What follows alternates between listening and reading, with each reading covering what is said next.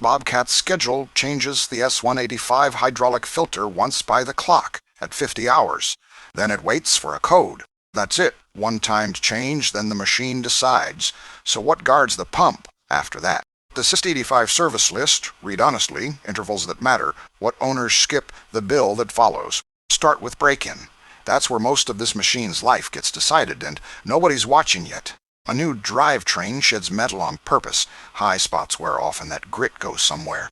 Same fine gray you wipe off a new bike chain the first week. Except here, it circulates. So the factory front loads the list. A whole column reads, perform at first 50 hours, then as scheduled.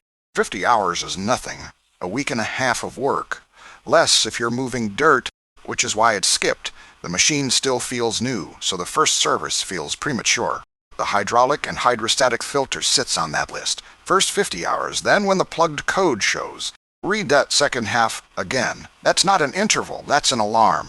An alarm fires after the condition exists. The filter's already restricted when the panel finally mentions it. There's a code for it, M1 Gnome 1000 hydraulic charge filter plugged. Bobcat named the failure, not the schedule. There's a second code for a charge filter that isn't connected at all. Remember that after a filter change. Some items get checked every 8 to 10 hours for the first 24, then at 50-hour intervals. Look at the shape. Tight at the start, loose forever after. The factory expects things to move. Bolt seat. Clamps relax. Fluid finds its level. The first day tells you what a machine will do. Miss that window and nothing happens. That's the trap. Nothing happening teaches you to stop looking. But the most skipped item isn't hydraulic at all. It hides behind a part owners do change. The air cleaner has two elements. An outer one you pull and see, an inner one you don't. The rule is plain, replace the inner filter every third time you replace the outer one. Every third. Not every time, not never. And nobody tracks a count, they hit once a year.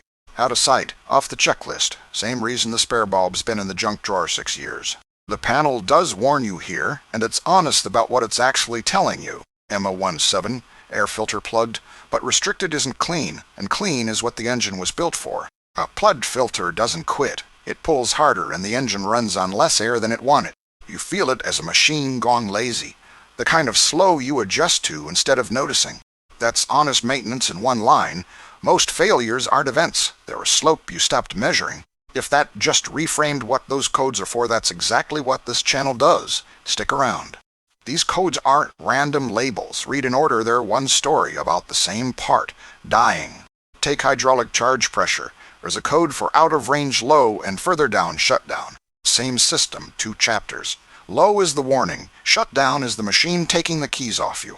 EF5 and 15 is the shutdown. If you've seen it, the low code came first and got scrolled past. And a scroll. When more than one code is present, the panel cycles them across the display. The manual says the oldest code drops off as new ones arrive, newest sitting in first position. So the code you're reading may be the symptom. The cause left the screen while you work, which makes a phone photo of that panel the cheapest diagnostic record you'll ever keep. Temperature works the same. Hydraulic oil temperature has a high code, an extremely high code, then shutdown. 3 steps, 1 problem. Engine coolant temperature is built identically. High, extremely high, done. It's the pan that's been on medium 20 minutes. Nothing looks wrong right until something is. What drives that slide is dull, restriction, low fluid, a cooler packed with the last job's dust. None are repairs. They're 10-minute checks that become a pump conversation when you skip them. Which brings us to engine oil, and the line owners misread more than any other. The schedule notes change oil and filter every 100 hours when operating under severe conditions. The manual doesn't hand you a tidy definition of severe, but nobody buys a skid steer to baby it. Dust, heat, cold starts, short cycles at full load, a demolition pad in August, a gravel lot in February. So before claiming the longer interval, be honest about what your machine actually did last week. Now the spec values. Only a few numbers here cost real money when you guess. The relief valve on this system is 3,300 psi, and the manual says don't exceed it. That's a ceiling with a warning label, not a target, and adjusting it belongs in one place. The wording is blunt, authorized Bobcat service personnel only because a wrong adjustment can cause injury or death. Same tone throughout. Check for correct function after any adjustment or repair. That's safety, not performance. There's a detail in the pressure test worth stealing, even if you never own a tester. The procedure warms the fluid to 140 degrees before reading anything. Cold fluid lies. Thick oil reads high and moves slow. It makes a healthy pump look sick, a sick one fine. A number taken on a cold machine is a number about temperature, not about the machine. Cylinder checks get their own instruction. Check one cylinder at a time with the rear door open. That isn't fussiness. It's the only way the leak you find belongs to the cylinder you're testing.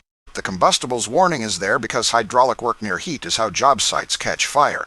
Now the half of this machine that has nothing to do with oil and gets blamed least. The troubleshooting list opens with grounds. Corroded or loose grounds cause symptoms all over the machine. Positive leads to. A bad connection never fails cleanly. It works cold, then quits after lunch. Next, it wants connectors locked in and pins checked for being pushed back or bent. A pushed back pin looks perfect. It touches while the harness is still and opens when you move. That's the ghost fault everyone has chased. Fine in the shop, gone the second you're earning. There's one voltage stated plainly: brake solenoid wiring should read 12 volts, which means half that diagnosis is a meter and 5 minutes before anybody opens a wallet. The controls carry codes too, and they're the least mysterious ones on the whole machine. There are codes for the lift or tilt handle, not in neutral, and for the actuators themselves. A control that won't wake is often the machine refusing correctly, saying so in a code nobody read. The CPAR sensor has an out-of-range code, because the machine checks that you're actually there. Then the long horizon. Some items read perform at first 500 hours, then as scheduled. Owners never do those, because by 500 hours the machine has never once let them down. That's the trap in one sentence. Every item is skippable exactly once, and it always works. So the cost. A filter element is a shelf item. A charge pump is a special order. RIT doesn't wear the filter. It wears the pump, the motors, then the valve. Quietly. In order. The on-a schedule is short. Hit the first 50 items. Keep the early checks. Count your inner filters. Treat every code as a chapter, not a verdict. And never read a pressure on a cold machine. Exact capacities, torques, and intervals are in the service manual, linked below. Use it, don't guess. Like this, if it saved you a guess, and subscribe for daily diagnostics. Next, charge pressure codes in order. Keep the filters ahead of the pump. That's the whole job, and it's cheaper every time.